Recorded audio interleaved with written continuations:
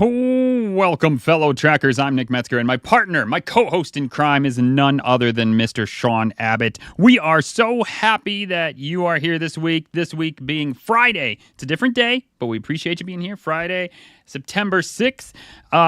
With us tonight, we have a special visitor from a galaxy far, far away. A longtime friend and fan of the show, JustBeingBruce, is here. But before we get to Mr. Bruce, Sean, how you doing, man? I'm good. It's been an emotional 24 hours. We have slowly but surely over this evening packed all of Jaya's lifelong belongings into boxes and bags and suitcases, ready to take it to university tomorrow. So, oh man, that's got to be tough. Yeah. We've there's been tears. There were tears this evening. Sure, for me, not just from Lindsay, for me as well. So. Yeah. And so, for those who don't know, Just Being Bruce runs a Star Wars Dads podcast. You can see at Star Wars Dad 77, Mr. Bruce. He works in the Nintendo Dad sphere. He's been playing Star Wars Outlaws. So we thought, what better person to bring on tonight in the Star Wars Outlaws time than Mr. Bruce himself? Bruce, how you doing, man? I am well. How are you guys? I'm ready to go. You ready to run? Let me just talk about Star Wars. That's where I'm at. I'm doing quite well. I'll say. Everything's going good. It's been a little busy. Lots of house projects. Can I tell you that? Doing just lots of little.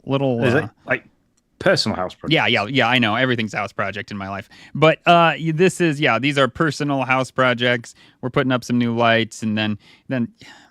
The people before us, like God bless them, they put a cabinet over the junction box. So then I had to take a cabinet down to get to that, and then I had to drywall. And man, if you own a house, y'all know what I'm talking about.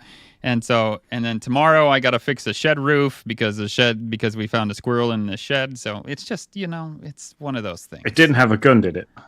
Just because out of your curiosity, that game's come out, a squirrel with a gun. It looks like have GTA, a gun. but hilarious. It did not have a gun. I sincerely hope that game comes to Game Pass because I don't know if I'd let the kids. I'd definitely let Emily play it, but I don't know if I'd let Logan play it. But that game looks hilarious when it comes out. Mm-hmm. So. Yeah, I need to look into this. I'm not. So I was going to try to play off like I knew what the heck you're talking about. I've not seen Squirrel with a Gun, so I need to look into this. It's like the Untitled Goose Game. It's like that, but it's more of a third-person view, like Grand Theft Auto style thing. So it can drive around in tiny little remote control cars and do drive-bys and shoot people with guns. But you can steal their phones. You can do. It's absolute bedlam. Yeah, so. It sounds great. What is that? What was the game that was on Game Pass? Or no, maybe it wasn't on Game Pass, but it was free to play. The Animals game. There'd be like 100 of you. You had like you could have all kinds of different things from like machine guns to machetes. Party animals. Maybe. Yeah, maybe. I don't know. Anyways, that was fun for a hot second. Then I kind of got out of it. But anyways, look at we went from house projects to squirrels to party animal games, and then so there you go. Squirrel. So squirrel. So you have to, man. I was telling you, Sean, you are sending your kiddo to away for college. And I commend you for being here because when the time comes that Noah has to go to college, I guarantee you I will just be consoling my wife all night long. Like there will be just floods of tears like for the entire night. Even though like we know we'll see him again and everything, but man, it is It's been a week-long thing. Lindsay's not been 100% herself all week. She started a new job. Gone back to work after 6 weeks off because she works in the school system, so they just had the summer break. But she was like, it's just the stress of work. It's just, I'm starting a new job. And it's like all these kind of things. And now she's been there all week. And it's kind of like, it's definitely not that that's stopping you from sleeping properly. You are very, very anxious and worried about. It's everything. Yeah, it's all of that. Totally, Bruce. You're right. So yeah, she's stopping there with Jaya for the this night. So, which is quite nice. They're going to like unpack stuff. Jaya's got a Lego bonsai tree that they're going to build together. Oh, nice. For the first night. Nice. Should be quite nice. Don't tell her. Don't forget to water that when she gets it built. I don't. Just no. I won't say what I would say because it's just. But yeah, she's very likely to do that. Bruce, before we get going, I want a little history. Like, what brought you? Like, we've always known you as a Star Wars dude. For those of you in Discord, like Bruce, pretty much always just responds with some type of like Star Wars gif, and always been a thing. It's great. I love it.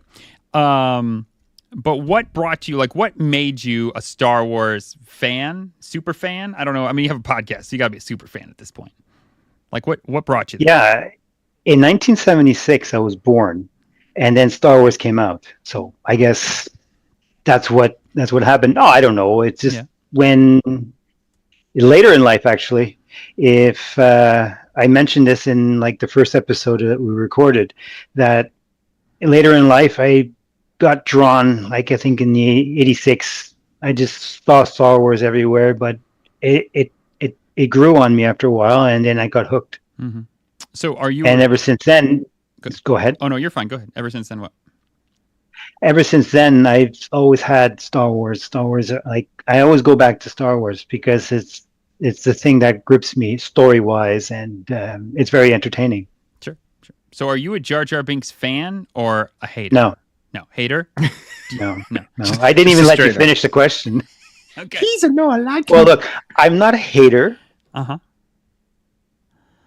He's not from my age group. Okay.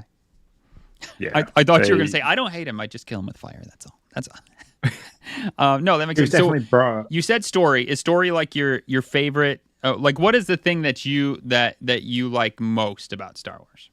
The lore. The lore. Okay.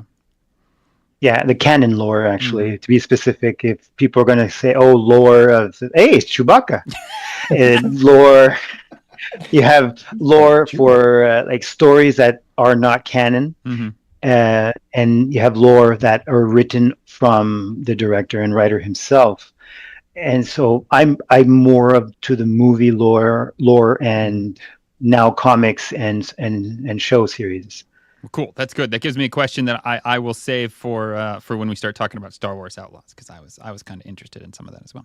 So I don't know. Anything else, Sean? Do you have any questions? Do you have any you want to pelt Bruce with a question before we go into the business? No, because I the one question from us chatting back and forth, because we have a constant just open DM with Bruce called the Poutine Wars. It's just a bit of a play on him for where he's from and the fact that he's a massive Star Wars fan.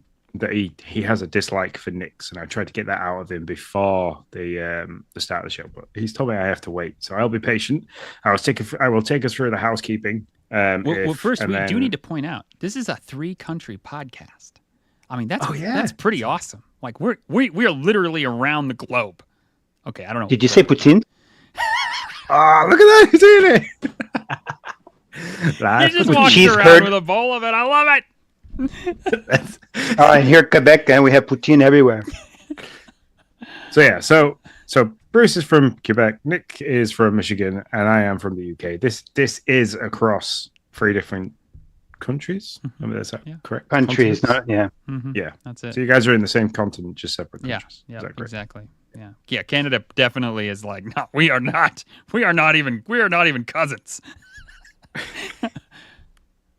So, but yeah, very quickly, runs for the housekeeping. I will let Bruce tell you where he can find all his stuff once we have finished, and then we will move into the X feed where you will talk about his top stories. So you can find us on pretty much every social networking app out there. Everything is at GPT Gaming News. That is going to change soon to VGT Gaming News, but I will obviously give you a heads up when that happens. If you have any thoughts, any questions, you can join us in our public Discord. The link to that is in the chat. It'll be in the bio. It'll be everywhere you can find this podcast, audio, and VOD. Yeah, it will be there somewhere. We have over 2,000 members. You can chat with myself. You can chat with Nick. You can chat with anybody else from the VGT Gaming News team in there. The social team's in there. It's a great place to chat. So there is that. If you're liking what you're hearing, we would love for you to leave us a review on your go-to podcast app of choice. I personally use Spotify, but there's plenty of us out there that you can use. So just give us some stars. I think most of them now work on stars, right? So just give us some stars, and if you can, leave a little comment. We will read them out if there are some nice ones. We'll also read some out that aren't nice ones. But, constructive criticism only, please. We wouldn't be a Game Pass show without promoting the Big Daddy itself, which is Xbox Game Pass, of course. If you love Game Pass, you love the show, and you want to show your support, head to the link in the description. You can sign up to Game Pass from the Xbox.com website. We get a little bit of that when you sign up. It's a nice affiliation we have there with them. It helps support us, helps put some money in the bank so we can do cool things for you guys. So, yeah. But, yeah, if you love the show, go sign up through that. Sign up to whatever level you desire, whether like core, standard, which is the new tier, PC, Game Pass, or Game Pass Ultimate. Just go and play your own way by using the code in the chat or anything. Obviously, again, continues to help us. So I've made an absolute ramble of that. I'm distracted by I'm stroking a dog, so it's keeping me nice and warm and happy. But if you want to tell us, Bruce, where can people find you? Where can people find your podcast? Where can people find yourself? Where can people find everything to do with the Star Wars Dads? Well, right now you can find me right here and on Game Pass Tracker. And thank you very much, Sean and Nick, for inviting me. I am honored to be here with you. If you want to chat with me anywhere, you can chat with me on Twitter or X or Twix. I like to eat those. I'm part of the Nintendo Dads family podcast, like you mentioned. And, well, I mean, Star Wars Dads. Mm-hmm. And you can find me mainly on at Star Wars Dads 77 on Twitter or X, wherever you're seeing that from. Or join the Discord with the Nintendo Dads. It's up to you. That is a very, very good Discord to be in. That's where I met. It's where I met Nick. It's where I met you. It's where I met Dan. It's where I found myself as a content creator. So yeah, me too. Cool. Well, if that's everything, we'll head into the X feed and we'll talk about the top stories for this week. Let's do it.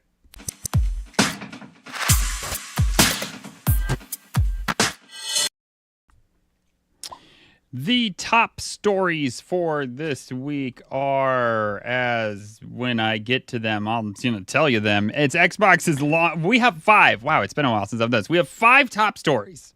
The first one, Xbox's longtime Halo developer 343 Industries is on the lookout for a new creative director. I thought about putting this in news bulletins, Sean, but I think it's a pretty decent story. This could change how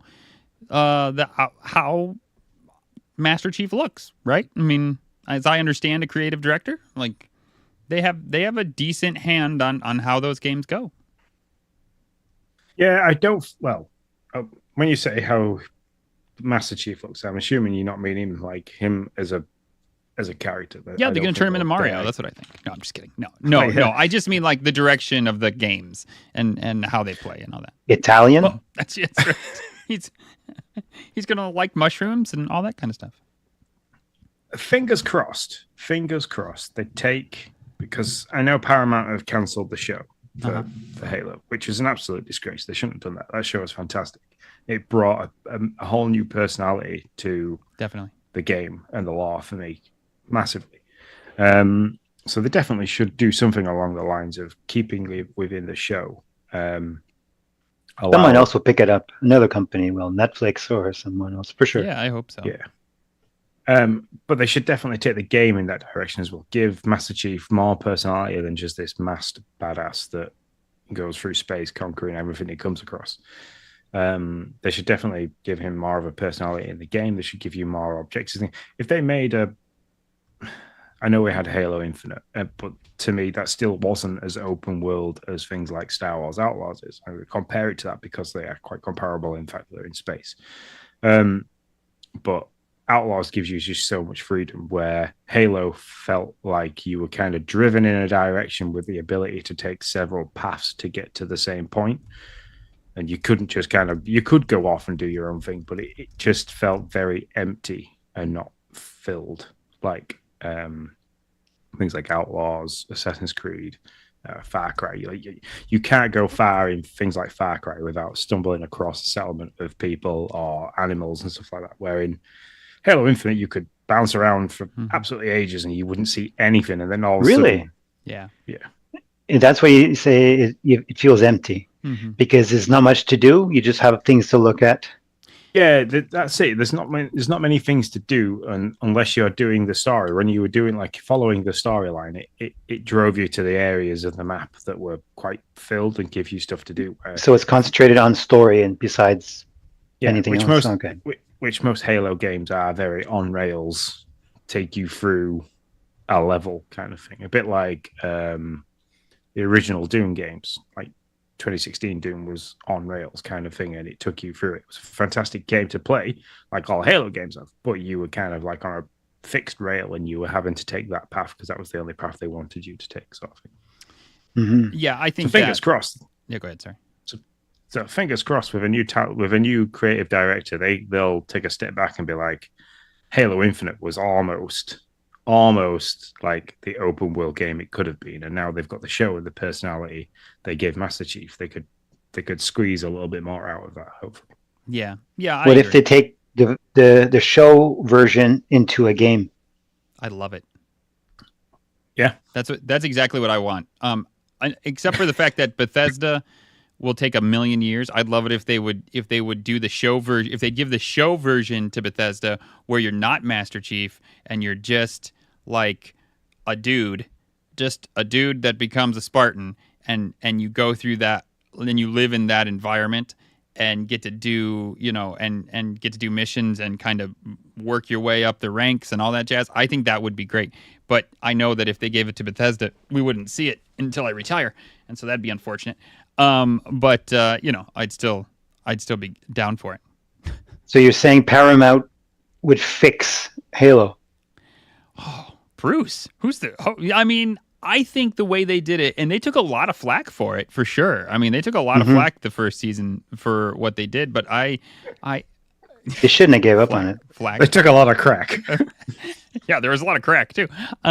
There's an ass joke in there. Yeah. We got to see a lot of Master Chief in that sucker. No, that will always make me laugh. We were all worried: are we going to see a helmet? Are we going to see is he going to take his helmet off? Let me tell you, he took his helmet off. He took all the helmets off.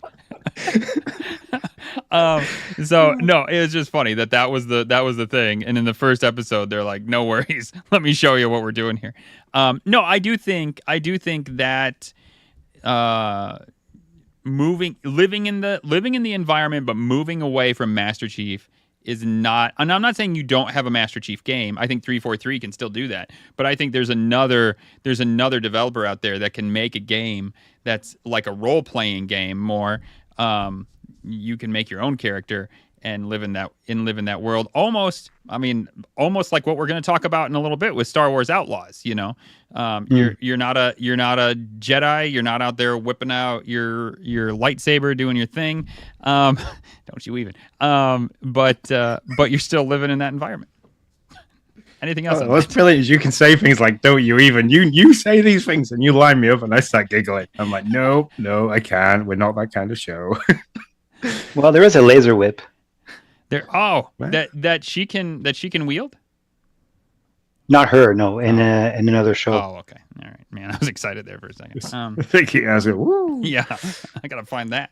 All right. So just they're looking. So, and if you're the talent, if you're like, dang, that could be my job, go submit 343. There you go. Hey, I thought it was interesting. It's been a year, my friends. It's been a year since the big Starfield reveal. Happy birthday, Starfield. It's been one full year. We've gotten reveal release? No, since it dropped. Sorry, since it came out, since we got to play. We've got more content. We've fixed a bunch of stuff. We've gotten vehicles. They've done a lot of work to it in that amount of time. Is it the 20th that we get shared space? Maybe.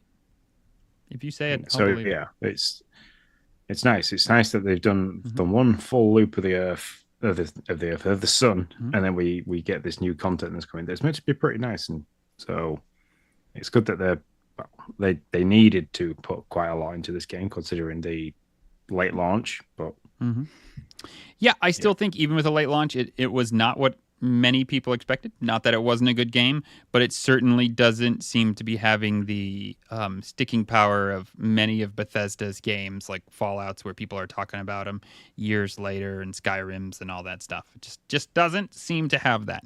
The only time the chatter starts to bring back up is when they reveal something new about a DLC or something like that. It's true. It's quiet until somebody says something from the company. Hey, we have this now. Yep. I haven't heard about it. And you know what? I have never played it. I have never even launched it. When I had the chance, there was nothing about it because I knew it was going to be something that I would have to invest time into. Mm-hmm. And I did not have time to invest into that. So I just never launched it at all. I had it on Game Pass, but I just never did it. Yeah, it's that usual Bethesda style game, isn't it? Where, like, if you think Fallout, you have to put a lot of time into Fallout. Same with Elder Scrolls and stuff like that. Mm-hmm. Yeah, I've said that the broken up world kind of really, I don't know, it really something about it. Just I didn't like it as much. How everything, there's a million places to go and they're all just kind of fast travel-y. I don't know, just doesn't feel the same. I'm not sure what it was about it. I didn't not like it. There's a lot I did like about it. And so yeah, that's all I have to say. And the things like the space exploration as well. I didn't get on with the space exploration. The space exploration in Star Wars Outlaws, though, I am absolutely loving that. It's great. Mm-hmm. I think Starfield could have done more of that, but I also think the developers behind Star Wars Outlaws kind of looked at that and went, "Oh, loads of people didn't like that. Let's do this. Mm-hmm. Let's do what they wanted that to be, and we'll probably do really well." So, yeah, I'd be interested for, like, I understand what they were trying to do with the space travel, where you controlled your shields and your weapons and your drive and everything. But you balanced the power, didn't you? That was the idea. But at some level, I'm like, sure, that's super realistic. It's also super annoying. Like, let me just fly the thing, and like, at some point you have to balance, as a developer, like, realistic and fun, you know? Like, I don't know. And so there's just, for me, a bit, and people might not agree with me. That's totally fine. I totally get it. But in my, the whole balancing all that and trying to do that and shoot and fly and blah, was a bit much. I do appreciate in Star Wars Outlaws, where it's like, here's a thing, you got to kind of like reorient your brain to space travel. But once you do that, you're just kind of like, okay, go, stop, 360 axis. I get it. So, anyways, in Starfield, can you use the I forgot the name of that my flight simulator. My Thrustmaster? Is what you're talking about? Mm-hmm. Yes. I never tried to use that. Man. Now I want to try. I didn't try. Okay. Anyway, I suppose during the loading screen, you could get it out and set it up before you took control of the thing. So. We will talk about this later. Story number 3. Microsoft says native Xbox cloud gaming app remains impossible on Apple devices. And by impossible, they don't mean technologically impossible. They mean economically. They don't want to pay for it. Economically impossible, because Apple wants 30% of their dollars for any subscriptions, which that's fair. And what they also mean is we're creating our own. So here in a little bit, we hope that they don't matter. I think that's what they're really thinking. So, yeah, I think I didn't realize that it was the 30% commission on apps. Yeah, for developers of apps on Apple. That is crazy, and I now understand why we're plagued with so many free games that are absolutely chock full of ads constantly. So, because you need to make the money back somewhere. So I completely understand now why it's such a minefield of. It would be 30% on every single transaction, and that's rough. Yeah. So you buy the game as 30%, and then you have the let's say the small in-game transactions, and that's going to be another part. That's how that's how it fell through for what was the other Wasn't it? Fortnite. Yeah, That's how it all Epic. started. Yeah. Yeah, I Yeah. think it's I don't understand how or why. Like, is it not advantageous for Apple to make like a quantity agreement with some of these companies? Like, hey, if you do like $1 million, then it's 20% or something. Like, wouldn't it be economically advantageous? And I mean, they don't really care because, right? I mean, Apple's sitting on trillions of dollars of cash, so it's not like they're like, oh, what are we gonna do without this money? But it just seems to make sense. Like, who doesn't want more money? Apple would make a lot of money just for having Game Pass on their Apple TV. Yeah. Their boxes.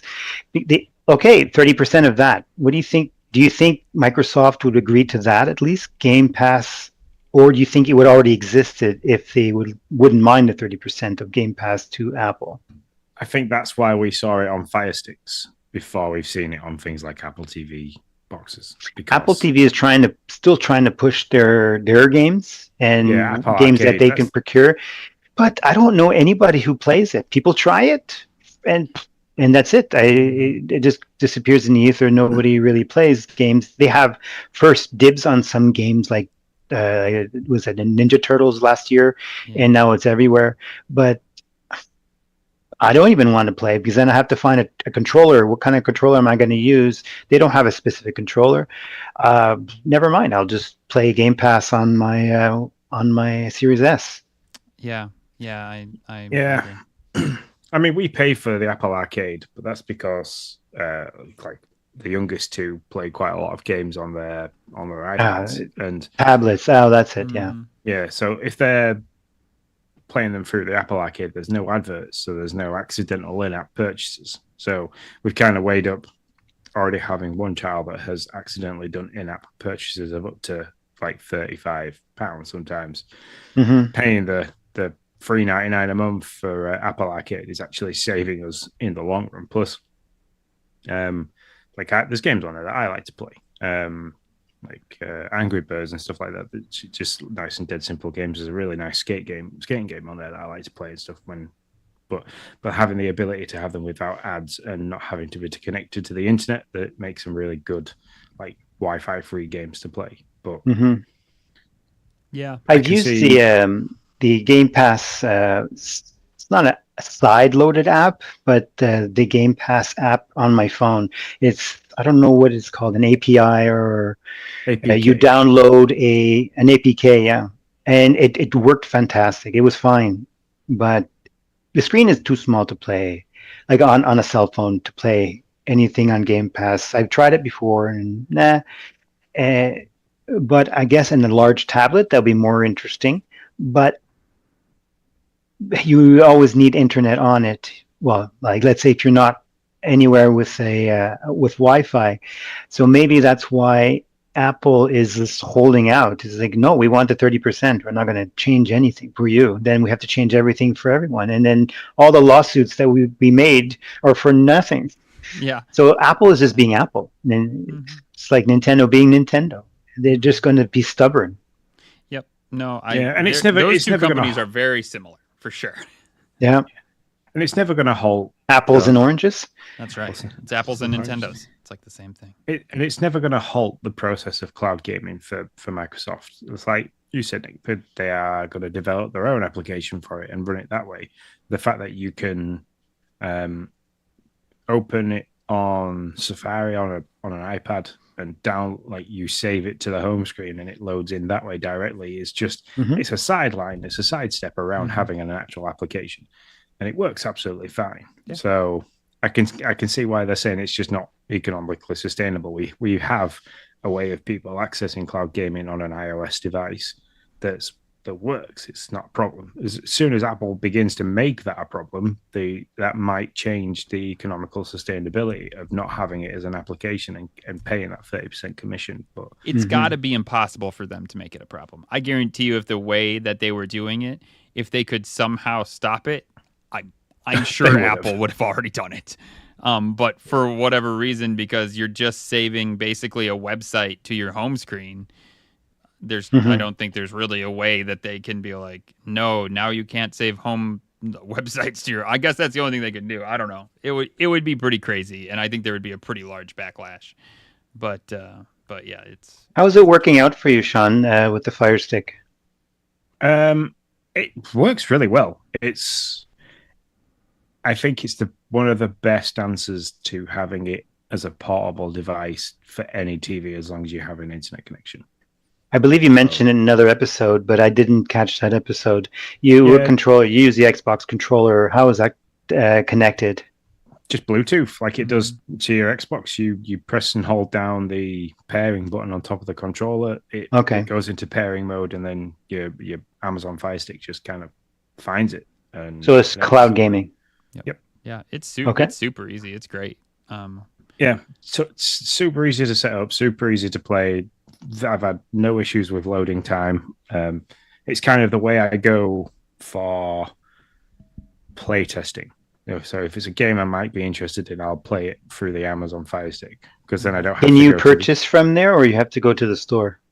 Microsoft or Xbox store. I think you got to go to the store. Pretty sure. Okay. Yeah, I think so. Yeah. Because I've played for a while on there, and I don't get that thing I get every time I'm playing on cloud on the Xbox console, which is like, hey, you've been playing this for a while. Would you like to download it? So yeah, I don't think that's an option. But yeah. I have an Android device. I don't know if for my TV. I don't know if that would be available there. I never looked. It's very possible. Yeah. But it's great for how it works. So. All right. Story number 4. Man, this one got me. I did not realize this was a thing. Minecraft movie gets a first teaser trailer ahead of its April 2025 release. Did we know about a Minecraft movie before this trailer? Okay. See, I did not. I missed the boat. Last year they teased it last year. Actually, Jack Black teased it first. He says, "I'm Steve," or something like that. He tweeted it out, or he said it first. Oh my gosh, this looks so good. I can't wait. Have you took the time to watch the trailer properly? I watched. Yeah, please look at it again. Did you not like it? It's not me. A lot of people. It's not for me. That's the thing. Oh, really? I mean, listen, I haven't been on Twitter at all, so y'all can hate it, but it looks hilarious. I mean, I don't think it. I mean, there's no lore in Minecraft, right? I mean, I guess there is some lore, but there is now. Just a smidge of lore there, but But yeah, I mean, they hack at the tree and the little thing floats around and they pick it up. I don't know. Maybe y'all are expecting too much from this. I wasn't expecting a whole lot. It looks like it's going to be really chuckle funny to me. I don't know. But so what are people hating about this? Tell me. I mean, just the green screening. They're saying that it is really, really bad. But if you're going to make a live action movie on a game, it's very difficult to get that world exactly right if you're going to have live people in. Like the Super Mario movie works really well because it was all animated by Illumination, who are absolute geniuses when it comes to animation. They've worked really hard on that. So, the crossover between the two is different. Sonic did really well because they just brought an animated figure into the real world rather than real people into an animated world. So I think it's going to be hilarious. I showed it to Logan today, and Logan absolutely laughed and chuckled, and even Emily got interested. And it's like, it's going to be one of those that you take the kids, you kind of take your brain out and don't expect a great deal with it graphically, and be like, this is just funny. It's hilarious. So yeah, that's where I'm at. That's all I'm looking for from it. I'm not looking for something like groundbreaking here. You've got Jack Black and Jason Momoa working side by side in a video game movie. It's just, and I mean the couple of the other actors in there are pretty good as well. One of the young girls, I recognize her from something. Yeah, I did too. Yeah, I don't know who she is. And the other lady in it is Tasty from Orange is the New Black. So this is the first film I've seen her in. I was like, oh, this is really good, because she was really, really good as Tasty in Orange is the New Black. So I'm glad that she's getting kind of like this premiere into a movie with this, and she's working alongside Jason Momoa and Jack Black. So there's going to be a lot of eyeballs on them now. Good for her. Yeah. I mean, I guess if you're looking, I was just looking for something funny that makes, I guess, and if you're a big Minecraft fan, maybe this might be what it is, but somewhat makes fun of the fact that you're like, hacking at a tree and it becomes this little like cube that floats. I thought that was hilarious. I'm like, yeah, it is kind of, it is kind of hilarious that that's how they do this, and we all just kind of accept it and love it. And I mean, hey, I played a ton of Minecraft. Yep. So it's on our list Not of films to watch with the kids. I think December in the cinema. Yeah, we'll take them to cinema. December 14th or December 15th, Sonic 3 comes out with Shadow being voiced by Keanu Reeves, which is cool. That comes out in December, and then obviously this is in April. So we'll have to see. I'm not gonna say for sure we'll go to the cinema and see it, just because it's cinema's expensive. So we'll probably go to the cinema with their friends and see Sonic 3 for sure, because that'll be really big for my kiddos. But I don't know about Minecraft. We'll see. We get the reason why I'll say we'll take them to cinemas. We get 2 free cinema tickets every month. So heck yeah. we'll just we'll just I get that 2 too. months. We'll save 2 months worth of cinema tickets and then just take them in December, and then we'll save another 2 months worth of cinema tickets and take them in April. So nice. I'll be using my free monthly one for Transformers. So wait, is this like a subscription program you guys are in? Yeah. Oh, okay. I have one. We have one here. For me, it's my health insurance. Really? They want you to go out and eat popcorn and drink soda. That's fantastic. Only if you have moved enough. It's like you kind of have to. Oh, they count your steps? Yeah, so like 10,000 steps. So they're tracking you too? Yeah. This is Game Pass Tracker, so everybody's tracking. Game Pass Tracker. Step Tracker. We need to start another podcast, Step Tracker. We just come together and talk about how many steps we moved in the week.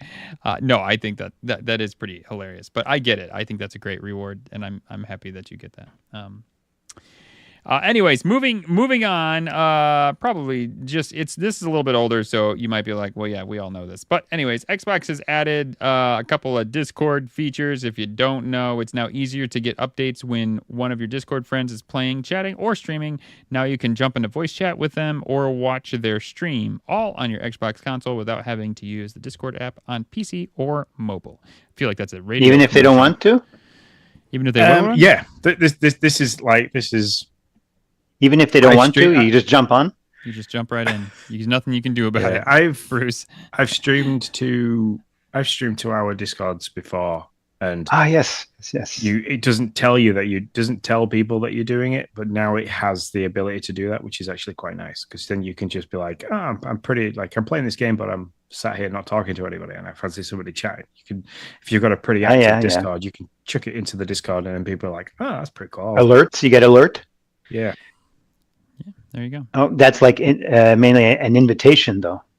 Yeah, to come look at my game I'm playing. I mean, yeah, I can't see I'm so lonely. You would be on your Discord if you didn't want people in, but do you have to say that you can, or like, do you have to agree for them to come, or like just anybody? I guess it'll be open to friends or everyone.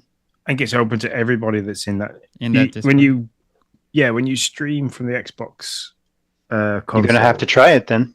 You pick the Discord server you want to stream to. So, do you need to have Game Pass? Nope. No. Yeah. Okay, so you need to have Discord. You need to have Discord and an Xbox and some game sync together. Mm-hmm. Yeah. Can you stream from your Xbox to Discord, like video and all? Yeah. Yeah, you can stream to Discord. You can stream to Twitch. I don't know if you can stream to any other. Stream to YouTube. When you stream Xbox to Discord, do you have to pay extra to Discord to have a better quality? Like when you're chatting? Mm-mm. Okay, no, I think I don't know if Nitro helps, but I don't have Nitro, and I think when Nick was watching, it was in like Nitro helps with streaming, and if you want to stream from Discord, you get a better bandwidth, video quality. But if you're streaming from your Xbox to Discord live or just to Discord, you probably don't need that much video bandwidth. No, and it works really well. Like I've played a couple of games and like Nick's jumped in and watched and listened to like how it's playing and stuff, and it's worked pretty well. And the fact that it's direct party chat, which is really cool too, and you can kind of hop in and out of that. So in your screen when you're playing, do you see a Discord tab or anything? You see just like a little red like live recording kind of thing. It doesn't tell you how many people are watching, but you get little if somebody starts to talk, it shows their username from Discord in the top left-hand corner. Okay. Sweet. And when is this change implemented? I think it's already live. there now. Yeah, it's live. Yeah. Oh, okay. Ready to go. If you've updated everything. Yeah. Okay. All right. And those are all 5 of our top stories for this week, folks. Our news bulletins: Undead Labs is shifting its full force and resources to State of Decay 3, which I believe that makes Sean happy, right? You were excited about this, right? Yeah, it does, because I like State of Decay 2. I've played enough of it for me to get an idea of how the game runs again. So I'm fully ready for State of Decay 3, and I'm happy that they've pushed everybody in the direction of that, because it's one of those that they don't want to fall through the cracks and have delayed. So what is State of Decay? Is like a zombie game? Mm-hmm. Open world zombie or base building. Yeah, it is. Sorry. Base building, harvesting. You've got to go out and find medical brains. Yeah, so you go out and you go out, you search like buildings and areas and stuff like that, and you have to find like medical pack, food, water, tools, and then you have like a base camp that you can keep bringing. Like you find survivors as well, you can bring them back with you. You can find neighboring. You're mainly just trying to make it to the next day. Yeah, pretty much day by day.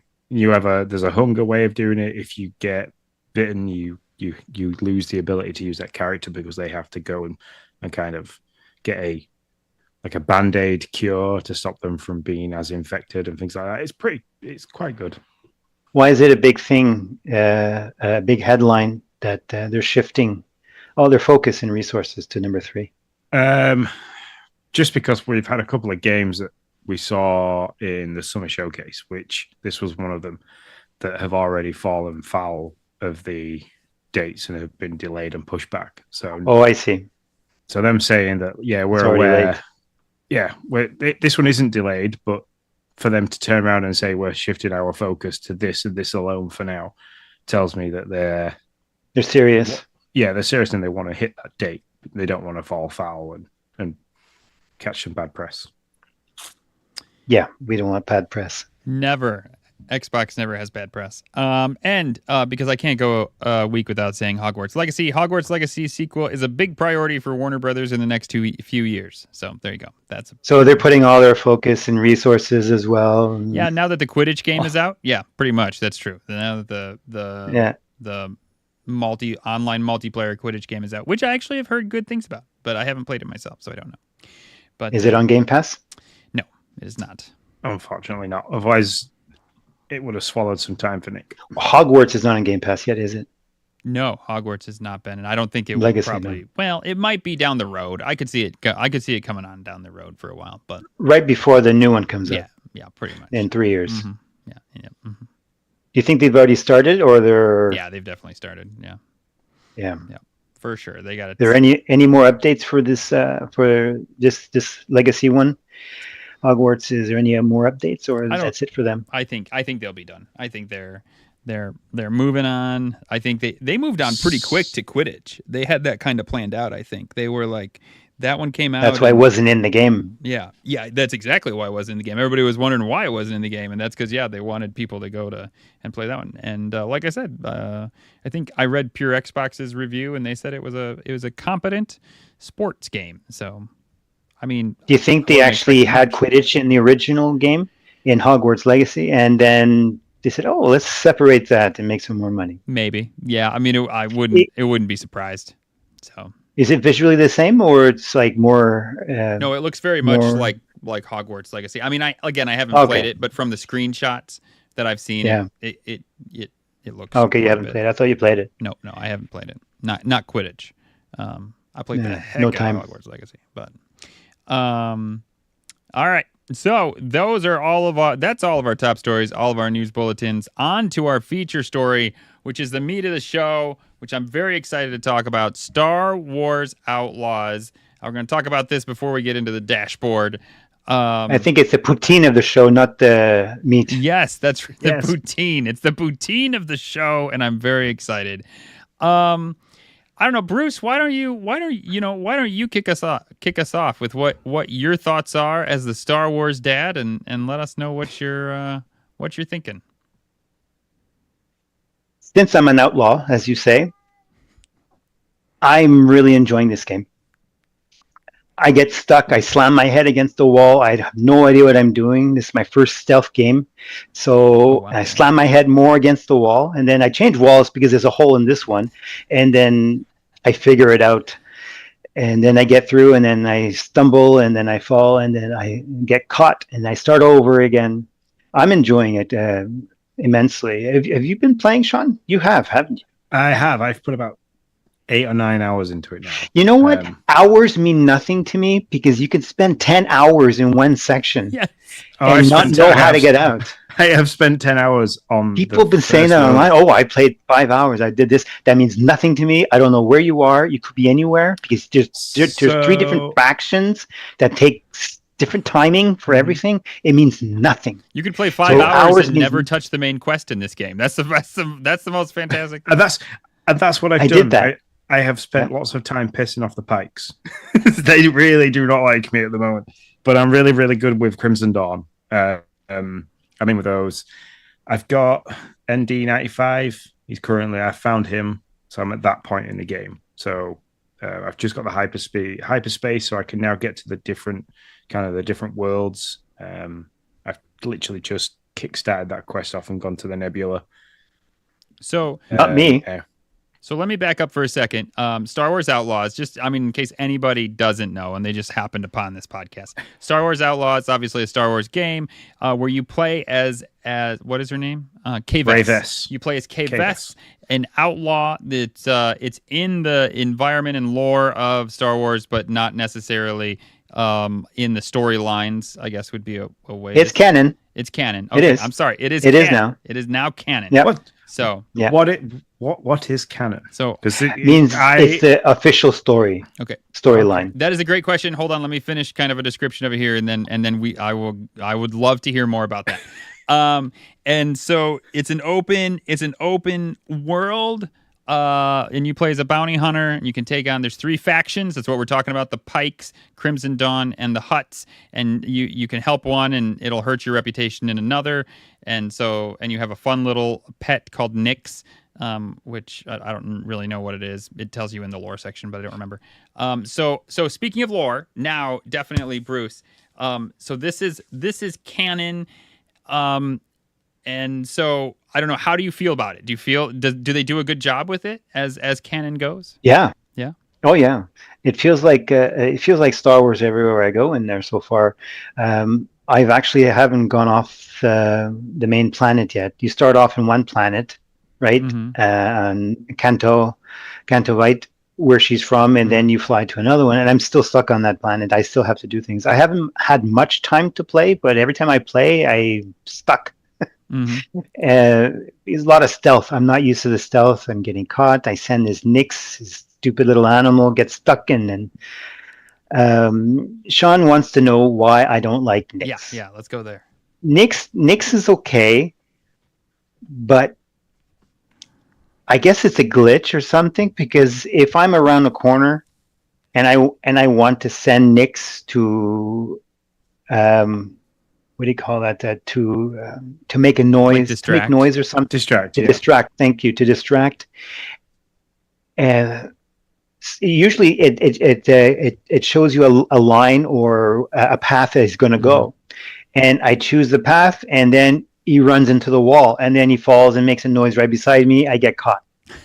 So I don't know if that's a glitch. Instead of going around, he'll go straight. And then he'll just lie there and just pretend and distract, and then I get caught. Many times that's happened to me, and then I'm does it show that little thing does it show his line going around? Yeah, it has, and he doesn't go all around, and he just like crashes right beside me. What are you doing? Stupid. So, and then I try to run away, and then it's too late. Mm-hmm. Yeah. But besides that, it's very useful. He's very useful to attack and to distract, and fetch. Mm-hmm. Opening vents is the Opening one. vents. Yeah, opening vents and getting grenades without having to take people out is the best thing I use him for.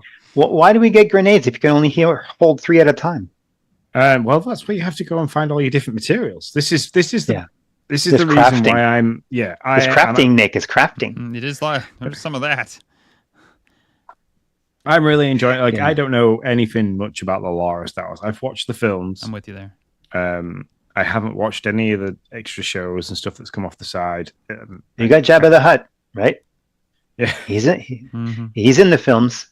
yeah. So I don't like. That's why I asked the question of like, what is canon? And while you were talking, and I was listening as well. So canon is, from my understanding, from what you were saying and what I've just very quickly read, is everything that was done by the George Lucas set to the 6 films. In that aspect, yes, it's the official storyline. Yeah. So, and then everything else is Legends, which is like the greater. That's correct. Yeah. Yeah, Okay. Disney Legends. Yeah, Disney calls it Legends. It used to be called something else, something Universe, but now it's Disney Legends. Like everything else, when Disney decides to call something else, they make it nice and Disney. So besides that, it feels like Star Wars, and it probably smells like Star Wars in there because it looks grimy in some places. And right now I'm trying to get a data disk or some information from the Imperial district for to get to steal some information for the Pikes, their boss. Kara. No, the Pikes boss, Gorak or something like that. Yeah. Gorak, and because I'm affiliated with a Pike, I'm a Pike, I'm an outlaw.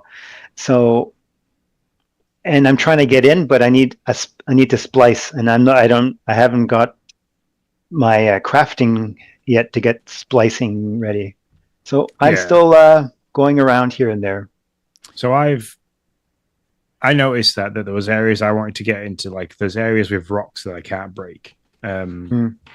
Which requires a tool. So I'm now on the side quest, hunt for the side quest for that tool, because I've got the splicing one, so I can do the like, basically it's, instead of having to go to a console to do the like the coding thing, she has a little data pad that she can use, and it's like a remote console kind of thing. So I have that now, so I can kind of get into different areas that I couldn't get into before, which is good, because it means that there's side quests that I can now do, which will hopefully take me into the finding the tool that breaks rocks kind of thing. Because there's an area I did my usual, and this makes Nick laugh every single day. I went and found the highest place I could get to, and I went to it because I thought, right, fuck it, I'm going to go and get really, really high up. And kind of look around, because the game's beautiful. Graphically is fantastic. It plays so well on the Xbox Series X. It looks absolutely stunning. Oh yeah.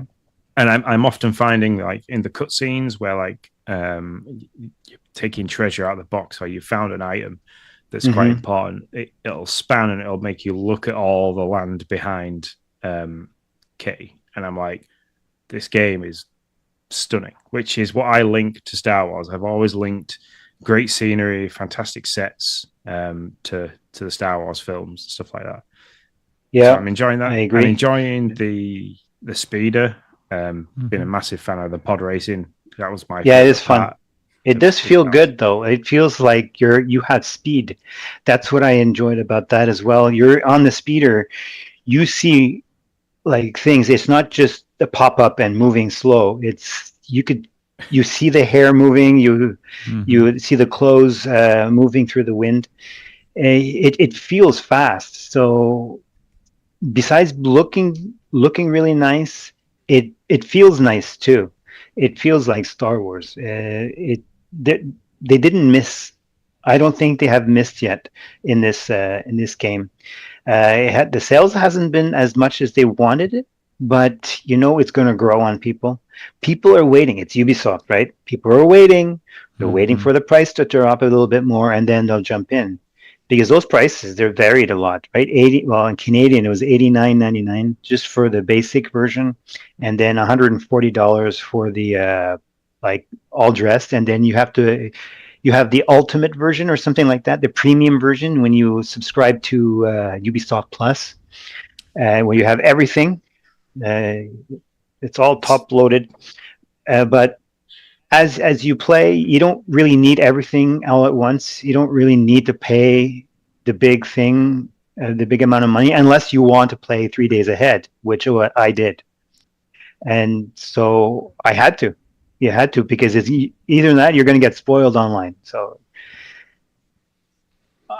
Nick, did you go ahead and splurge, or you no. on the 30th, right? No, oh no, you did. 30th, That's right. Yeah.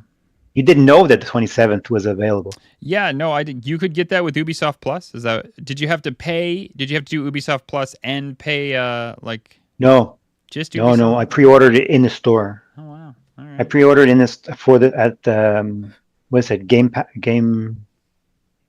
Okay. Yeah. Or Best Buy or anything. You just pre-order it. You go pick it up on that day. Yeah.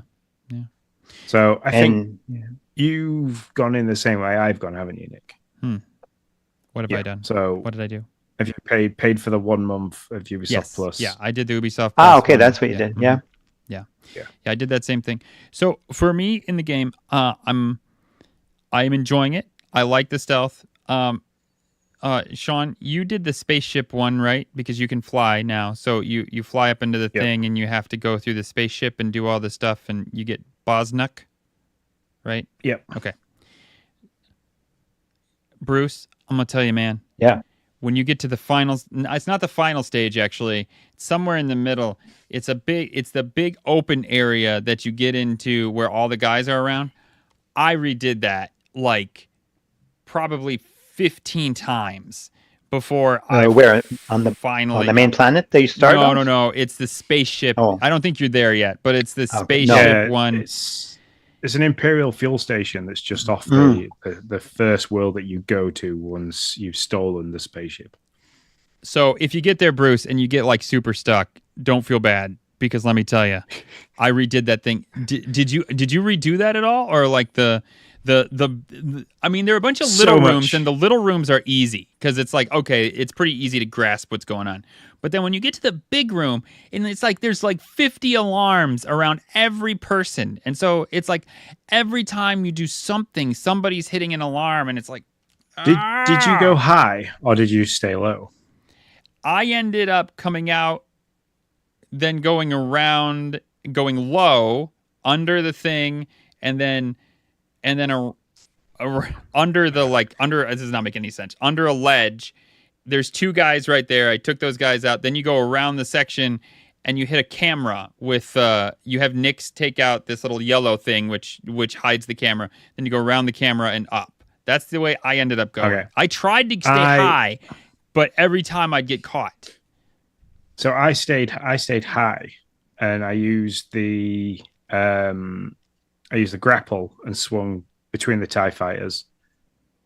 And then there's a camera robot that you can hide behind certain stuff next to the railings and get away from that and jump the gap. So I stayed high, and because I could not for the life of me get through the hangar and the low. I'd get to the 2 guys stood by the door where you end up going with Bosniak later on, and I could not do it.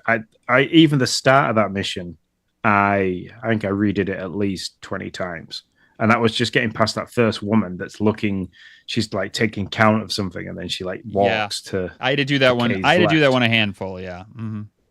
So, and that one is, you can't go loud in that mission at all until the very end. Yeah. And then it's like a shootout as you're trying to get back. Which, by the way, they don't really tell you that. And so, like, I'm trying to find a way that I can get over or stop that alarm or do something, and I keep dying. And then finally, I'm like, F it. I'm just going to blow all these people up. Lo and behold, they're like, good job. You did the right thing. I'm like, what? You've been telling me to be silent this whole time, and now you want me to blow everybody up? Be quiet, Nix. Be quiet. And then as soon as you got caught and you sound the alarm, it brings up the like mission failed kind of screen, and you go back and it's to the last checkpoint. That's been the hardest mission yet. But I like the fact that for every other one so far, I've had the ability to either go loud or go quiet. Mm-hmm. So yeah, because for me, that one, I was like, you have got to be freaking kidding me. This mission, and it just kept going. It was like, okay, I made it through the big room. Thank you, Jesus. That's got to be the end. Oh no, not yet. No, we're not there yet. There's always another room. I know. And it was just like, oh man. But see, I got a lot. I love that about it. You're like, hey, I went high and found this grapple that I never even saw. I ended up going low. When the one guard would walk away, I would immediately call out Nyx. And I'd have to do it twice. Once to get him like two like right by under the overpass thing that you were under, and then another time to get him inside so that I could take him out without the other guard seeing. And then once that guard was taken out, I could take the other one, which gave me clear passage all the way around. And then I just had to deal with getting back up top. See, I like to use Nyx as a 1-2 combo. So what I'll do is if in that scenario, I'd send Nyx to the furthest trooper. It's a Nick. And then as Nyx is kind of just like attacking the furthest trooper, not distracting, but like jumps on his head and kind of like attacks it. I'd stun, because you can use a silent stun if you use the RB button. It uses like a silent stun with the blaster. I didn't even know this. Yeah. Oh, well, part of the tutorial tells you that you can stun people rather than just firing the blaster. If you press RB. The stun is quieter than the blast. Oh, I think I know. Well, you mean when you press Y and you flip? No, that's going between the different firing plasma and something else. All right, yeah. If you aim at somebody and press RB, it shoots like a quiet stun and drops them. So then, I'll stun the one that isn't being attacked by Nyx as I'm running across to the one that is being attacked by Nyx, and then I take them out, and it's like a 2-for-1 kind of combo. So one goes down while the other one's distracted by Nyx trying to attack his head, and then I'll take the other one out that Nyx is trying to take out. Well, I'm going to. But you only get like a RP thing. Do you guys go around searching for stuff and fragments and pieces of this and that? Mm-hmm. Constantly stealing from people. Oh yeah, totally, definitely. You have. Oh, that too, yeah. I actually don't do a lot of the Nyx stealing. I did that once. I will say on that note, one thing I do love about this game is it lets you know, hey, this item is valuable and this item really has no value. You should go ahead and sell it. I really appreciate that, because there are times, like we'll be talking about Core Keeper here in just a little bit.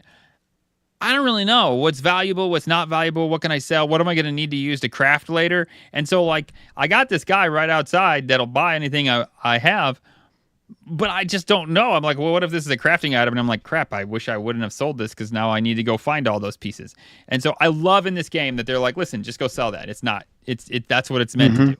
So that is. I tried to sell a ring. I tried to sell the ring I stole from Gorak to a pike. It didn't let me. Yeah, I love it.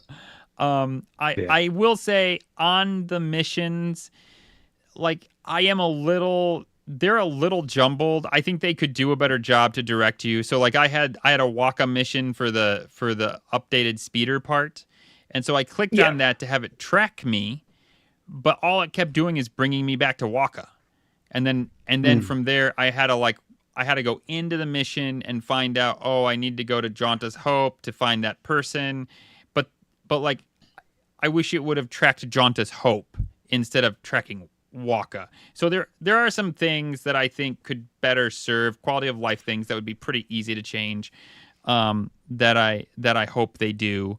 But yeah, overall I appreciate that there isn't a skill tree. That's true. Yeah. Yeah, you have abilities, which is nice. You can kind of track which ones you earn them, and you're not trying to get a skill tree that. Yes, it is kind of a skill tree, because you can't get this unless you get that, and so in a way you're earning it. You're not just trying to build yourself up all the time. You don't necessarily need it, but you can use them. Life is easier when you get them all. Yeah. But I'm not very far ahead of you. I'm not far ahead, so I don't have that much. But I can do the talking now and get myself out of out of predicaments. Mm-hmm. Yeah. I'm assuming you haven't done much space exploration in terms of taking. No. I've only flew there, Trailblazer. and no, I can't get it yet because it's like being repaired or something. Oh yeah. By Waka Waka Waka. Okay, I have done a lot of. Well, I've just started the space exploration, and once I got out there, I was like, "This is amazing! I'm going to do lots of it." So I've been flying around for about an hour and a half this evening, just getting into dogfights with pirates, pissing off the Imperial force, so I can chase after TIE fighters and things like that. And the dogfights is absolutely fantastic. It's so easy to control, so easy to fly around. You can kind of like get pirates to kind of follow you, take them through wreckage and asteroids and stuff like that, and kind of peek and hide behind asteroids to take them out. The like the lock on that you use, so if you hold down the left trigger, it kind of tells you where to fire in front of the spaceship, so you can hit them all the time. That's great. It's fantastic. Sean, have you played the not Squadrons, but the Jedi Battlefront 2? No, I haven't. Okay, because I played Battlefront 2 and in the TIE Fighter and other ships, and I really had a hard time because your face is in the screen. But I noticed that in this game, your face, it's not like first person. No, you're actually seeing the ship flying. Yeah, I love that. I'm not a fan of first person, especially with ships. You can't see around you, but it handles well. The ship handles well. I did enjoy that as well. Yeah, and I like. What's the other bit that I like? I like that they've kind of come away a little bit from how much you have to do, like in Starfield. That's gone. You're not having to manage your shields and your blasters and this, that, and the other. You kind of you've got a shield bar, you've got a health bar, and you've got a speed and a boost bar, and your lasers can overheat, but you don't have to worry about it. So. Have you guys been taking pictures with the photo mode? No, I didn't realize it was a photo mode. I knew there no? was. No, check Discord. I looked at that and thought that's I just really said cool. that. So you press pause. I don't know what button it is on with the Xbox controller, and then you get the little menu. There's a photo mode, and from what the screen you have so many like camera opportunities. Like you could change everything around your axis and all. You just move the camera around from that pause, and then you could choose your mode, your view, and all. And you can spend an hour just trying to take a picture. That's awesome. Did it label it for you? Yeah, you have the choice to having a label or not, or where you are, what time of day. That's dusk. The dusk is beautiful. Yeah, it is. Yeah. It was like something like 6 p.m. or something there, and the sun was going down. And this is just the first planet. I can imagine when you end up on Tatooine, when you got the two suns coming down. I've seen images already of people like doing the exact same scene when Luke was looking at the two suns in episode 4. That's so cool. Reprising the role, going around that same. I can't wait to go to Tatooine. This is why I'm playing this game. I want to go to Tatooine and go around the cantina and all. Yeah, there is an achievement, and so far I think it's currently still in the 0.00%, which it might not be for very long. To drive across the entire of Tatooine on a speeder. Challenge accepted. Yeah, Bruce is like, I got that done. I'll do that for nothing. If on the PlayStation, that'll ping as a platinum trophy, I believe. Yeah, I got a platinum or like a bronze. No, that'll be platinum. For 0.00% is pretty iconic. Okay, I'm still new with the platinum. All these trophies. I'm getting a few bronze here and there, but I don't really know what that means really. So I think in terms of that, Xbox has it as like percentage of players have got this. So there's low hanging fruit, which obviously everybody gets as playing the story mode, but that one sits at like at 0.00 is a crystal. You'll get a crystal reward on Xbox. So I'm assuming that'll be platinum for the PlayStation fans. Okay, I'm not sure. Yeah, I have trophies. I have 3 bronze. I cheated on a race. I got one of those. And the other thing, and this is where Nick wanted to talk about Starfield and the loading screens. And it says here the percentage 25.6 of people got it. Okay, yeah, they have that too. So the other thing I like is when you go to take off, you sit in the cockpit of the spaceship. You press A to take off, and there isn't a loading screen, but there is a short and a very short cutscene of Ray taking off from wherever she's taking off, going through the stratosphere kind of thing. Then you get the control screen, the HUD for the spaceship, and then you have automatic control. There is no like black screen change as such, which is where I say there isn't a loading screen. But Nick is now grinning at me, and he's going to argue that fact. Listen, it's fine. I mean, I just, they said, the game that's done this the best, and people are going to be like, that guy's freaking nuts. Starlink Battle for Atlas did this by far the best. Now, granted, you could fly around the planet in Starlink Battle for Atlas, and you can't hear. So I think that's the main caveat, I guess, that needs to be made. You could fly in the space, but you also couldn't land on the planet and run around. So I totally get it. I'll take this over that any day. But we take off. There's this. Instead of it being a black screen, it's just a screen where you see like flying things. It's a loading screen. It's fine. It's great. Is it better than Starfield? Yes, I'd 100% agree.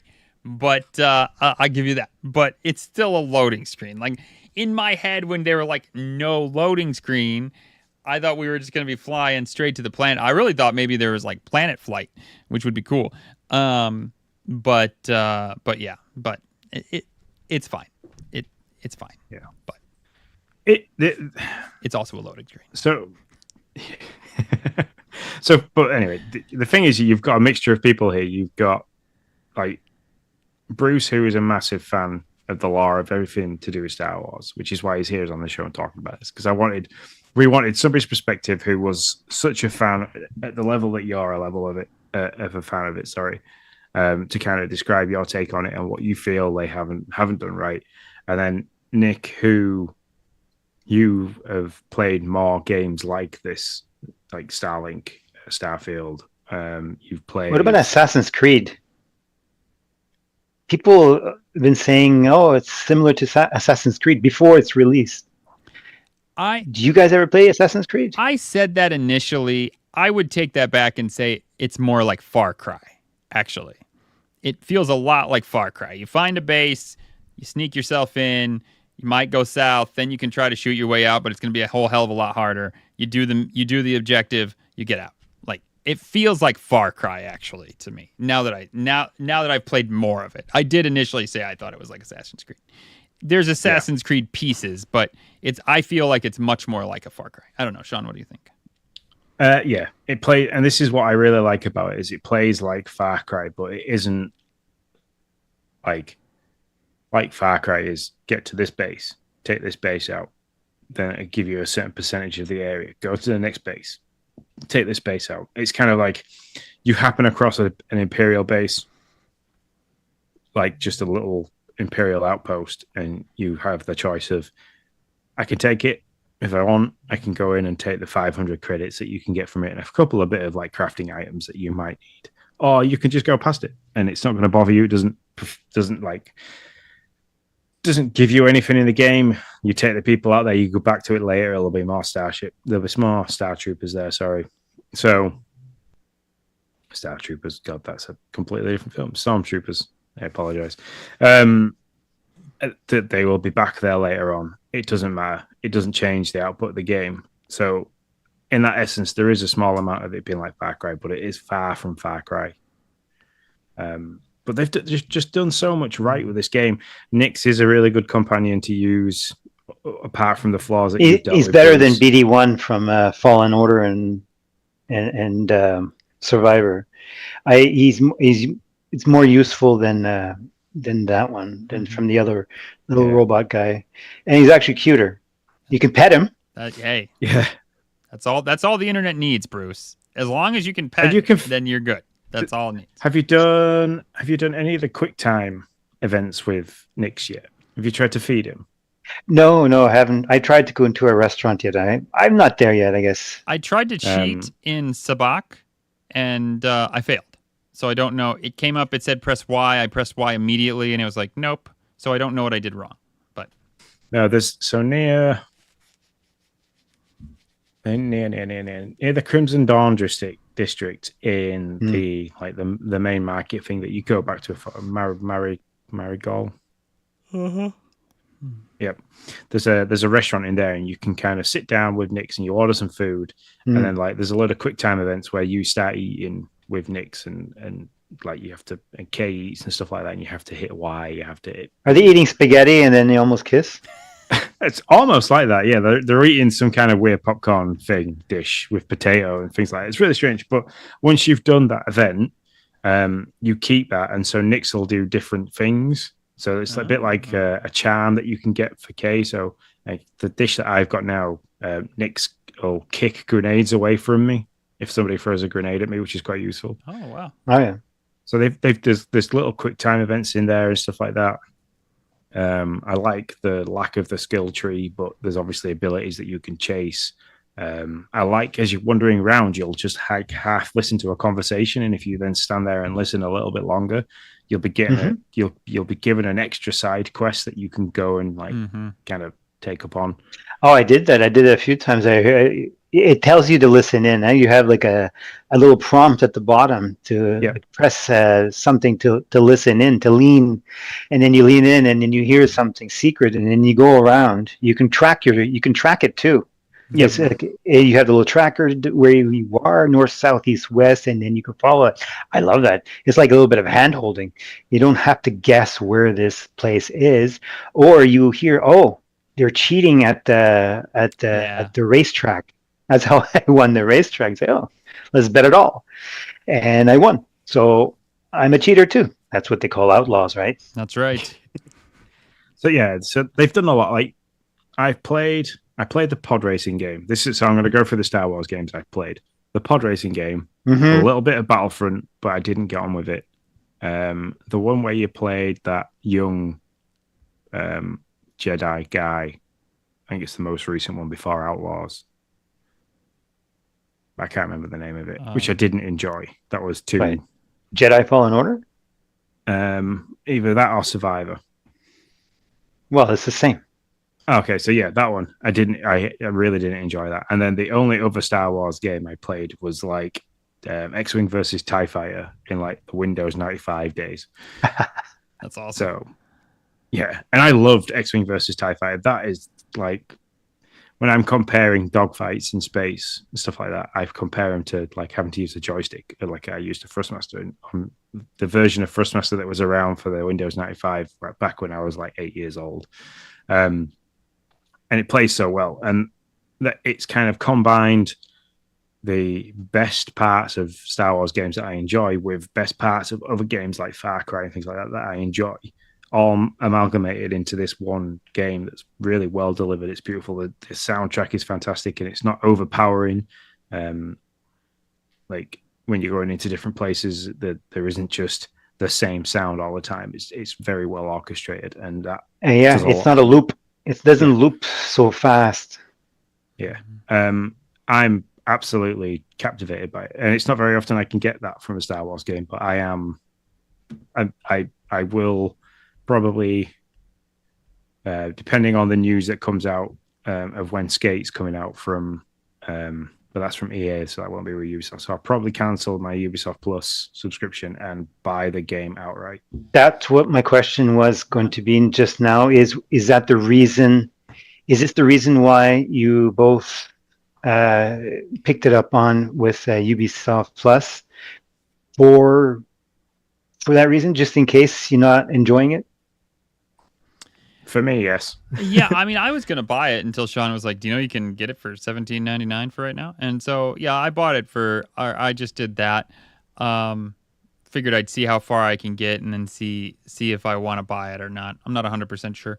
I'll probably keep Ubisoft Plus for another month though, because I'll at least be able to dabble in Assassin's Creed for a hot second, the new one that's coming out. So, that's true. I'm playing the Prince of Persia game, the newest Prince of Persia game on there as well, because it's gone back to the side-scrolling style that it was originally. So. Remind me how it works with Game Pass and Ubisoft Plus. You have to have Game Pass to get Ubisoft Plus? Ubisoft Plus is a completely different subscription service. You get EA Play with Ultimate. Game Pass Ultimate. Game Pass, yeah. So there are no games that are online, so you don't need to have online capabilities to be using Ubisoft Plus, right? No, because Ubisoft Plus, you can have access to it via PC, PlayStation, Nintendo, and Xbox. So wherever you play your games, you have access to it through Ubisoft Plus. Mm-hmm. So if you play, let's say you play on your Xbox, and then tomorrow you play on you have the same save file from on your computer when you log into Ubisoft. I think it is. I think it is cloud. Yeah, for saving. It's cloud. Yeah, Okay. for Ubisoft. Yeah, and I mean you don't need internet all the time. It's just like Game Pass. You just need to be able to touch base with the internet. I don't know how often for Ubisoft. I think it's every 2 weeks that you have to be able to touch base for Game Pass. How much money did Microsoft pay Ubisoft not to put Ubisoft Plus on PlayStation, because they only have the regular old games. I didn't know that. It used to be, and I believe it was a long time ago, Ubisoft used to be part of you having Game Pass, and then they went separate ways, and then Ubisoft went to PlayStation's subscription service. Because I think if you subscribe to the PlayStation, is it PSN Plus? Yeah, or whatever it is. Yeah. You can still get it. Ubisoft games. You can get it as well, but they don't have the premium or anything like that. It's just basic old games for Ubisoft. So they don't have that tier that Xbox has. Well, maybe. So I was on the fence. Maybe what they paid them was the streaming service, because Ubisoft got the streaming service, right? Yeah, they gave them for the cloud gaming scenario stuff. Yeah, they own. Ah, yes. Yeah. Backroom deal. Okay. Yeah, maybe, I don't know. But I understand. Well, it makes sense now, because it doesn't make sense why PlayStation, like usually PlayStation has strong arms companies and not as much Microsoft, but that makes more sense. So my last thing I want to say about Star Wars. Yeah. Sean, have you played Sabacc? No. I literally am going to buy Sabacc cards, because this game's fun and it's online. You can buy them. You can buy a deck of Sabacc cards on Amazon, and they go through the whole rules. And they don't give you any mercy. Like, you get to see the little digits, and you have to keep going back to your like cheat sheet to remember what's 1 and what's 6. I think it goes up to 6. And so, but all you get to see is the little symbols, and you're like, yeah. What do they mean? Yeah, I'm like, I don't remember if I got 1 or 6 or whatever. So play Sabacc, Sean. It's fun. And I actually saw the cards at Disney, and somebody was like, you should buy these. I'm glad I didn't, because I think I can get the same deck for like half price. So Speaking of Disney, do you guys have Disney Plus? I do, yeah. Yes. You look into that, because you can get a special outfit or something. Yeah, you go to Disney Plus or something, and then you can get an outfit or something you can add to your clothing. It doesn't help you. It just says that, oh, I have Disney Plus, and now I can have this in the game. I talked about that in a few episodes ago. I'll have to check. Actually, I'll definitely look into it. I am gonna. This is gonna be one of those games I buy. This is why I did it through the Ubisoft Plus, because I wasn't sure. I didn't want to commit to the. Well, it is wise. I was on the fence between digital or physical, because it's Star Wars. I said, okay, I'm going to take it physical, because I want to have a collection of Star Wars games, no matter what they were, Microsoft 95, or I just like to have a collection. But I'm enjoying as well. I'm happy that you are that you're enjoying it that much, Sean, so that you're going to be purchased. Are you going to be waiting a little bit till it dips down in price? No, I'll probably clear my subscription to Ubisoft, and then once the subscription expires, I'll buy the game digitally. You can get a discount with Ubisoft. Oh yeah. While you have the Ubisoft Plus. That might be a thing. I think so. True. I might have to look at that. Yeah. Okay, good. Yeah. Anything else before we move into the dashboard? Yes, another reason that I went ahead for the three day pre-order is to get all the down like the not yeah the what do you call those extras later on Yeah, Season the passes. DLCs. the season pass the DLCs later on because they have 2 or 3, Mm-hmm. 2 for sure, maybe a third. But you have when you're subscribed to Ubisoft Plus, you have them automatically. You have everything. You have the premium set. Yeah, I got all those freaking clothes. When you open up the thing, you're like, you get this, you get this. I was like, okay, this has to be because I'm on Ubisoft Plus because I just kept getting clothes and random stuff. And I mean, they all said they have no like game value, like they have no like help in game, but they're just like skins. They do. Oh, they really? do some. Yeah, the director he said that your clothes can help you. Let's say you have Lando's clothes. Lando's good sabak player. He cheats. So I'm thinking that you might have some extra cards in your pockets. Okay. Yeah. Because he did say that your clothes can help. Maybe it'll help you in certain areas. Okay, it might be these. I didn't check them all. I got tired of reading the description after about halfway they through. said a lot of them said they have no way on how the game plays. Yeah. So maybe some do, but not the ones you got for free. Now, like I said, I did not read the description. You get a lot of stuff if you do Ubisoft Plus. Like it just keeps coming. I'm like, oh, okay, all right, thank you. Have a nice day. And then there's loads of stuff to unlock with Ubisoft Connect as well. If you've got Ubisoft Connect points. Yeah, if you did like a group of people do a certain task for a certain amount of time, if you're logged into that, you will get that, and it's cute. Because I don't really. That. It's cute. I don't like pay attention and do all those things. A lot of people do because people just go crazy for trying to finish off a task. Yeah, I think it's currently stormtroopers have been shot in the head by the blaster. That's the current one. I think it's like 6 million. That's the big one, yeah. There you go. We're taking out. Last time I looked, it was 4.5 million stormtroopers have been taken out collectively. I'm gonna have to look at this. I have not paid any attention.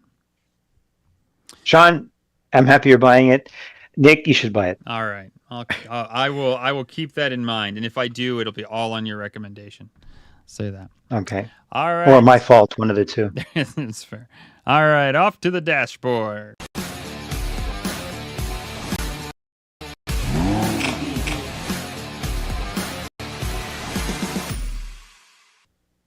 The dashboard's where we talk about games we've been playing that's not Star Wars Outlaws at this point. And so, Bruce, have you been playing anything other than Star Wars Outlaws? Anything you want to bring up? No, I haven't played anything since. I played a little bit of Legend of Zelda. I tried to continue and to finish Tears, I couldn't.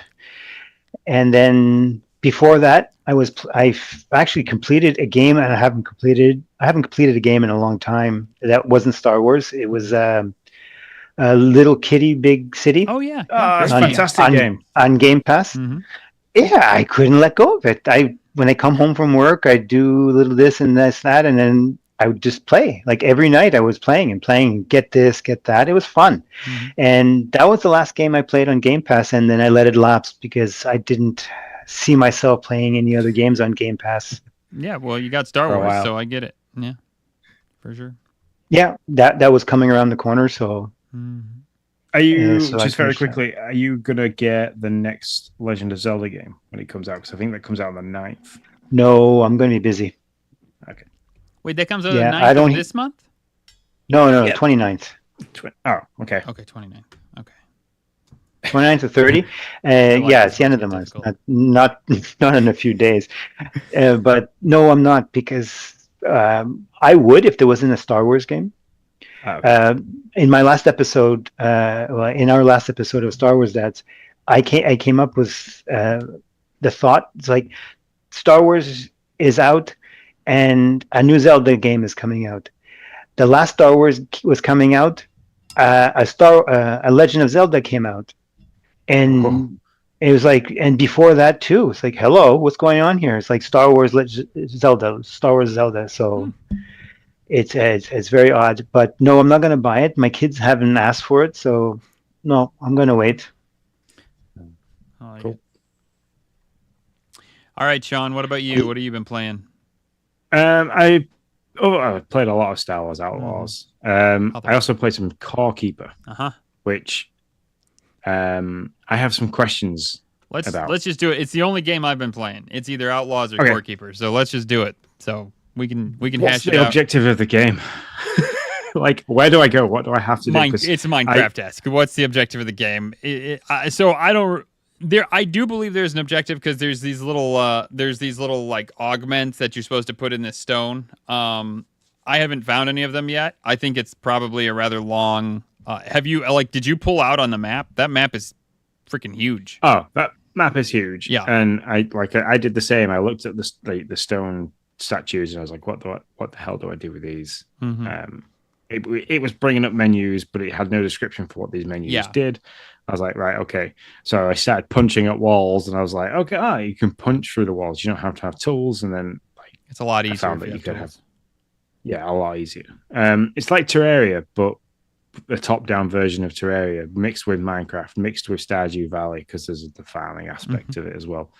And I was just like, I'm into it. I was like, okay, I'm into this. I like the graphics. I like the gameplay. I like the style. I like the crafting isn't very. It's not explained to you. There's no tutorial for the crafting as such. No, yeah. And then I was wandering around and I found that giant ball of slime, which you managed to defeat. I ran away from that because I was nowhere near ready. I was already scared of the mushrooms that chased me, so I wasn't going up against that guy. And then I found the giant slug, snail. That kind of just keeps going. Yeah, that thing killed me. I dropped everything. I was like, I've just lost 2 hours of my life. I mean, you've described it pretty well. I mean, all the things you wrapped in top down. I mean, I think you're right. I have a pretty cool base. I did what I do. I dug into this piece of rock, and then I started to make my base out of that. And so, I found a wand which really helped. I think I got lucky. I happened upon a wand that's probably stronger than I could make or do or anything like that. And so I just used the wand, and you can make this armor out of slime once you get enough out of it that makes you be able to run through the slime basically without a slime. Okay. Yeah. You go through the slime. It's not, you're just not full of slime. Well, they call it slime armor, so I don't know if it's. You're top down, so I can't really get a good look. It's just like yellow. Yeah, you just smearing slime on you. That's like winter, eh? Slime. And so I just used the magic wand and would run away and shoot it, and then it would come back, and then I just followed it back and forth until I got a sweet chest. I think it's gigantic. So that was one of the coolest things I got. Anyways, so now I'm trying to kill the slug, but I can't. It moves so fast. It's gone before I have any chance. Starting to lay rails. It's just like that. That's it's almost like a loop. You go out, which by the way, funniest freaking thing. I did not realize that you could make torches from one piece of wood in your personal. I'm over there trying to harvest stone, bring it back with a slime so that I can make these fancy torches, so that I can put them around. And it's like, this is so much freaking work. And then all of a sudden, I open up my menu and I see this thing, and I'm like, is that one piece of wood? And it makes 3 torches? Are you kidding me? I don't even know how that works. So anyways, I'd probably played for 10 hours before I found that. So I have all these fancy torches just like lining around my map. But yeah, I mean, I have played for a good long time, and I don't think there's so little that I've seen. I've got the railways going now to try to get me places faster. This is what I'll say. It is a great xCloud game. It saves automatically. Top down, it doesn't. It's still very playable on the backbone. So yeah, it hits all those things. It's playable on the backbone. It's not what do you want to say? It adjusts to the screen size very well. And then also, like I said, it's auto save basically. So if you got to be in and out, or if you're like me and you're playing on your phone and you get a call and you can't not take it, and you just got to move your phone out of the backbone, then you're not going to lose hardly anything. It's way better than Sandrock, because that type of a game only saves when you sleep. And so it's like, and sleeping can be 25 minutes before you get to that save point again. And it's just not conducive for an xCloud game where this saves immediately. So, yeah. Well, that was going to be my question: is has it torn you away from Sandrock? Oh yeah. No, I'm not playing Sandrock at all right now. So yeah. No, it's my game that I play specifically because it's such a great xCloud game. So Beck will be watching, I don't know, whatever random movie she wants to watch, and then I'll just put my phone in my backbone, which I haven't done in a long time, just because I think there's such a sweet spot of games that works on xCloud. I mean, it's got to have just the right save, and the screen has to adjust in just a specific way so that it's viewable. To be honest, it actually adjusts better on my phone. I can see things better than on. I mean, we don't have a huge TV, and we sit a decent distance away. We have like a 42-inch screen, and so like there are times where it's difficult for me to see if I'm supposed to hold down R or press R or what I'm supposed to do to make a thing happen. So on the TV, but yeah, that's cool. I'm glad that I didn't completely miss like there wasn't what the objective was. And I kind of came into it and I was like, what the hell am I doing?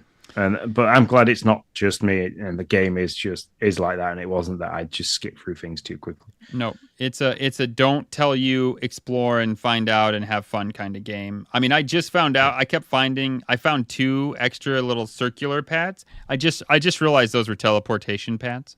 Like, I mean, I just happened upon it and it highlighted, and I was like, oh, I'll press A and see what it tells me about this, and then it zipped me to the next one. And I was like, huh, that's helpful. Didn't know that was a thing. As long as it zipped you to somewhere that wasn't absolutely fraught with danger. Yeah, no, it only zips you to ones you found. So okay, so cool. It just now. So basically, the one that you started at, that's a teleportation pad, and you'll find it won't have the fancy little like stones around it, but you'll find more of the circles by themselves around the map, and it'll zip you where you want to go and save you some time. Cool. Yeah, don't take what I was saying as a negative. It's not my usual style of game, so I had questions about it, but it's fantastic. I like it's very Terraria in the fact it's pixelated. You've got that like the 8-bit or 16-bit pixel art, which is really cute. I like it. Top down, which means it's great fun. You can see a lot, but you can't see a lot, if that makes sense. Like you're saying, you're having to use torch just to light up, or like I happened on a decent lantern, which kind of illuminated a decent area. So, and it's not regimented, so a lot of the things are by look. You found a really powerful weapon. I found a really bright lantern. So. Yeah, there you go. Yeah, and it is the map is randomized. So Sean and I won't have been in the same spot and seen the same thing. What is it? Not randomized, procedurally generated. That's it. So each time not each time you play, but each time you start a new world, it's just like Minecraft. It's random. It's procedurally generated, so you don't know. You get different seeds, don't you? And you can change what you want in that seed as well. You can change your level of difficulty. There's a lot of stuff to change, which is what took me a while to get into the game. I was like having to pick what difficulty I wanted, and this and the other. And you can customize your character. So I was bald, which is quite I saw that. Every time I see it, I'm like, it's Sean right there. He's gonna be excited about that. Yeah. I will say one thing I like about this game, is everything that's in so you have a bag, and then you have kind of like, I guess what you'd call your belt, which is the things that you can equip easily or get to easily. Everything that's in that belt stays with you after you die, which makes life so much easier. It's not it doesn't disappear. Yeah, it's not like Minecraft. Like in Outlaws, you lose everything. Yeah, like in Minecraft, when you died, you lost everything. You lost everything. Anything you had it all on you was gone. And in this, it's like, okay, so anything in your bag, now you have to go find again. And they make it real easy with the mark. But if you had equipped your sword and your bow, whatever, I think it's like 9 items you can equip, all that stays with you when you die, which makes life so much easier to go find. You don't feel like you're completely back to square zero. You at least have, you usually always keep your weapon and the lantern, I do, keep them equipped. So you can at least see your way back to where you need to go. So, yeah. I really appreciate that. Unlike me, who kept all the weapons and all the quick stuff that you'd want normally easily accessible in the inventory, and kept in the belt, and I kept like taking out the expensive items and the stuff that I thought was quite unique and stuff and put them in the bag, and then died and lost everything and left it right in the path of that giant worm, which when I went back to try and get it, for whatever reason, mine kept just going back and forth in the same line. But I think because it it's does. that fast, I think that's what it does. No, I followed it, and it has it has a diamond shaped path that it takes. Okay, that's helpful. Thanks. Because the path was there, okay, but for whatever reason, my worm was just going like from one, and it was non-stop. I couldn't get to it without dying again, and I tried several times. So, that stinks. Yeah, I'm sorry. Sorry about your items. I have a question. Your characters you create are Nick saw that. The character you create, you could just it's facial and facial structure as well, or they have. Oh no, it's a top-down pixelated game, man. I mean, yeah, you have hair, facial hair, skin. Okay, so it's just skin white, the skin colored on the top of the head. Skin tone and basically like hair, bald. Or no hair. Oh, okay. No hair. There you go. Hair or no hair. Yeah. I mean, there are like, they'll do like a ponytail so you can kind of see a ponytail. But I mean, for the most part, you're a blob. You put on brown armor, it looks like someone just like, crapped on you, basically. Well, at least they're inclusive. Yeah. So, no, it's very pixelated, very top down. But I'm having a good time with it. Just So a very quick question. I'm going to ask you the same question. When Zelda comes out, the new one, are you in on it? Me? Yes. Oh, yeah. Yeah, totally. I want to be as well. I want to be, but I don't have time. I was unsure, and this is a guy who has played and completed every Zelda game as a big fan. I was unsure until I watched a 10-minute gameplay on GameScoop today with Emily. Yes, today, yeah. And I was like, oh, it's my beautiful. God, it's Link's really Awakening, beautiful. but you're playing as Zelda, and yeah. No, I'm all in on another top-down Zelda. I'm very excited for that. Yeah, I'm really into it too. I'm gonna have to wait. I'm gonna wait probably till maybe I'll ask for it for Christmas. To be honest, I'm gonna Bruce, end up buying 2 copies. Wait too, but I'm not going. You're gonna wait till Ubisoft laps and then buy that. All right, man, we are on 2 hours already, so why don't we try to fly through this Game Pass headlines? What do you say, Sean? Yeah, let's go for it.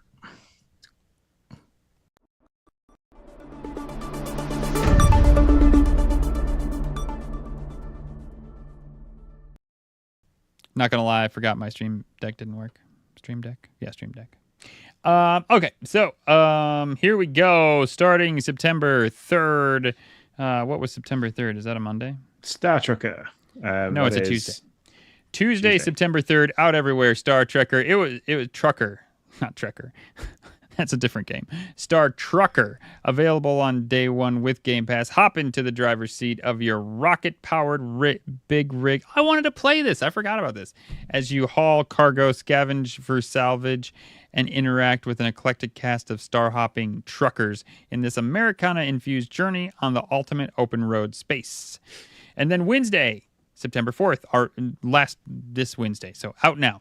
Available everywhere but XNS only. Also available day one. Fun day 1 week for us. From the creators of the award-winning Age of Empires franchise, Age of Mythology Retold goes beyond history to a mythical age where gods, monsters, and humans collide, combining the best elements of the beloved Age of Mythology with modern real-time strategy, design, and visuals. Retold is an epic and innovative experience for old and new players alike.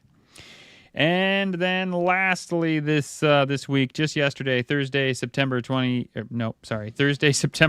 available everywhere, Expeditions, a Mud Runner game. Embark on scientific expeditions with this new off-road adventure from the creators of Mud Runner and Snow Runner. Lead research missions, drive a variety of all-terrain vehicles, use high-tech tools, and manage your camp and crew to ensure your success in the wild. It's like they took Snow Runner and made it into a... I don't know, like an objective game. Like they gave it like more of an actual objective. Made it less boring to play. When you say out this week, it's on Game Pass. Yeah, yes. Out this week on Game Pass right now. Yeah. Yep. So why do you write why is it written everywhere X and S and 1? So that PC.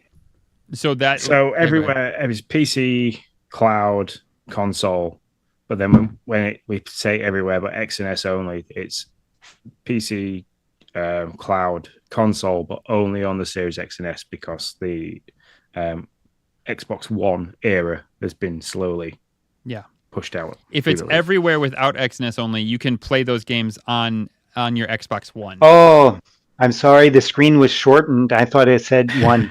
It's only. Okay, gotcha. Like Xbox One. Gotcha. Okay. So out next week, something I'm really, really excited about. I owned this game for a small amount of time. I don't own it anymore because I had it physically. It's Riders Republic.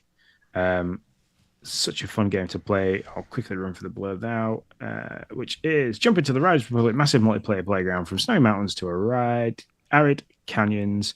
Roam free in a huge open world comprised of iconic US national parks.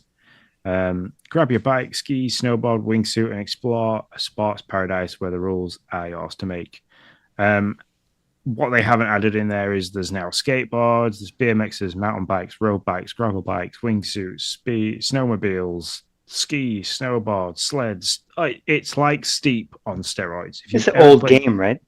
It is an old game, but they're constantly adding new stuff to it. It's got a great following. I played this on Stadia. Yeah. Fantastic soundtrack to it. Absolute bedlam of a game to play. The physics and everything play exactly the same as Steep, which is on Ubisoft Plus. So if you want to try it on, if you've got that service, but yeah, I can't wait for this game to come out. This might be my game to play in between getting really frustrated with stealth missions in Star Wars. So fair enough. Mm-hmm. Yep. And wow, Game Pass core fans, you have got to wait another 3 months. I apologize. There were some new games out last week. So if you want to know what they were, pop to the previous episode and have a listen. And then we have a new array of games leaving September 15th. So Ashes of oh my word, it's early in the morning. Singularity. Thanks, guys. Escalation, which is a PC only game. FIFA 23, which is console only, and then leaving from everywhere. We have Payday 3, which is quite a nice game to play. Slime Rancher 2, which Nick didn't rate too much over Slime Rancher 1. Spider Heck, and then a game that I played and found absolutely hilarious and loved it. You Suck at Parking. It's an absolutely nuts game to play. Very physics based. If you've played What the Golf and What the Car, this is like the console version of those. So yeah, it's a bummer list. I mean, to be honest, there's a lot of good stuff in there. So, but we're getting a lot of good stuff, so that's fine too. But yeah, I'm surprised Spider Heck is leaving already. That game has been on and around for not that long. So, but maybe nobody is playing it. Yeah, that's what you got to think when you see this. They're looking at the numbers and they're saying it's not worth whatever we're paying for it to be on there. We got other stuff coming, or maybe they got similar stuff. So yeah. But if you're interested in any of these, you have till September 15th to beat them, or you can buy them 20% with your Game Pass sub as long as you get them before they leave the Game Pass subscription. Yep. Obviously, for the next next round of updates, which usually happens soon, you can keep an eye on our X account. Our social media team and the journalist team do a fantastic job of covering all that. They do a really good job. And also, we have a detailed review of Star Wars Outlaws as well out available now. That came out 2 days ago. So, go check that out. Have a read through. I believe there's little video snippets in there as well. So, yeah, man, doing good work. The social media team and the review team getting stuff out for Game Pass Tracker. It's very cool. You guys going to need Star Wars Tracker. Star Wars Tracker. We're going to get on that. We need to ask the big man himself. Be like, listen, we need a Star Wars Tracker. Definitely. There's always Star Wars news every single day. Love it. I think that's everything. That we have gone very long for this week, which is nice because we've had a guest and we talked very heavily about all things Star Wars, and we had a lot of news. So, yeah, Bruce. So if you are awesome. You are awesome, Yes. Bruce. Thank you for coming on, man. Thank we you. really, really appreciate having you. As I've said in the beginning, you were a longtime supporter and still are. And now we think it's awesome that you get to share your passion with Star Wars with your own crowd and then also with ours. So man, we can't thank you enough. So if you want to run through really quickly again where people can find you before we wrap up. Oh, me? Yeah. Yeah, you. Yeah, you can, if you want to talk Star Wars with me, and on Twitter or X, Star Wars Dad 77. You'll find me there. My counterpart, my co-pilot, he doesn't really hang around on the Twitter, on the X. He has Spider-Shan, but you can find him on his YouTube. He does Zelda playthroughs. That's it.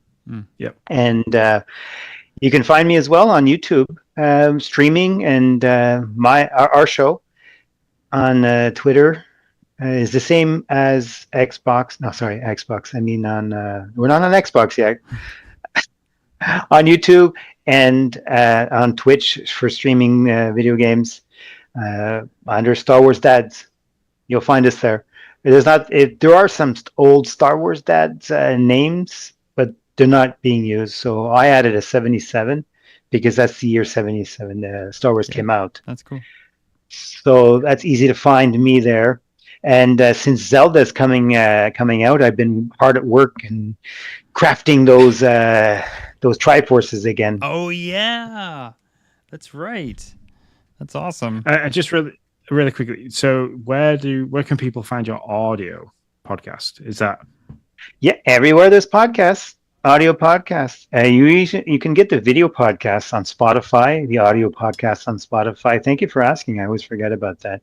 Yeah. Everywhere you get podcasts, it's everywhere. Anything with a cast, you got it. There we go. Cool. So thank you again, Al, thank you as well. Now, thanks for coming on the show. You have always been, from the Game Pass news days, even the Dead Crossing days, you've always kind of been the constant person that's always asked us questions, talked to us, always popped on the show. I'm that annoying guy in the background who's always talking. We love it. We love it. I wouldn't say annoying. No, far from annoying. But yeah. So thanks for coming on. Thanks for joining us. That wraps up this episode for today. I'm not going to apologize that it's gone longer than normal because it's been great to have Bruce on the show and talk about a great game, share some passion with him. Don't forget, if you want to follow us on X, you can do. I'm Sean Abbott, Sean_Abbott, and Nick is Nick Tendo. That's 10DOH. Our main channel is at GPT Gaming News. Our social media team does a fantastic job, as we always say, to get everything out on there. So if it's new, if it's hot off the press, even if it's a rumor and they're not entirely sure, it's all on there, all credited to the people that get the news out and about. If you have any questions, any suggestions, or you just want to share what you've been playing with us, you can do. You can email us at show@gamepasstracker.com. And so far, Bruce is the only person that's ever contacted us on there. So thanks very much, Bruce. Massive thank you to everybody that's watched and listened this evening. Again, another thank you for joining us, Bruce. And until next time, guys, keep gaming, keep tracking, and we shall see you later. See you later. May the Force be with you.